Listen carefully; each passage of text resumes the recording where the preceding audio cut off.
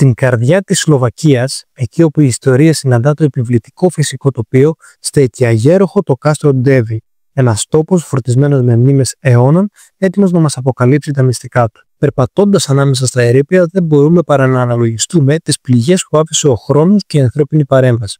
Το 1809, τα στρατεύματα του Ναπολέοντα προκάλεσαν σημαντικές καταστροφές στο κάστρο Ντέβι, αφήνοντας ανεξίτηλα σημάδια στην ιστορία του. Αγγίζοντας αυτές τις πέτρες, μειώθες την αέναη ροή της ιστορίας, αλλά και την οδυνηρή στιγμή της καταστροφής. Κάθε ρογμή και κάθε ερείπιο είναι μια σιωπηλή μαρτυρία της μακραίωνης ύπαρξης αυτού του εμβληματικού φορείου που άντεξε τις δοκιμασίες του χρόνου και της ανθρώπινης σύγκρουσης.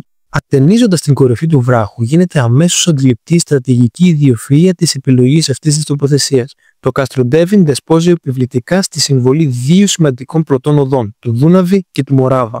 Αυτή η κομβική θέση του επέτρεπε να ελέγχει τις εμπορικές και στρατιωτικές ροές για αιώνες. Χαμηλά στο βίντεο διακρίνεται ο εμβληματικός πύργος του Παρθένου. Η ονομασία του πύργου αυτού είναι συνυφασμένη με θρύλους που έχουν περάσει από γενιά σε γενιά. Λέγεται πως μια όμορφη πριγκίπισσα, θύμα μιας τραγικής ιστορίας αγάπης, βρήκε εδώ το τέλος της, χαρίζοντας έτσι το όνομά της στον πύργο. Το κάστρο Ντέβι είναι ένας προορισμός που αιχμαλωτίζει την ψυχή, ένα ταξίδι στην ιστορία και την ομορφιά. Μια εμπειρία που μένει σίγουρα χαραγμένη στη μνήμη πολύ μετά την αναχώρηση.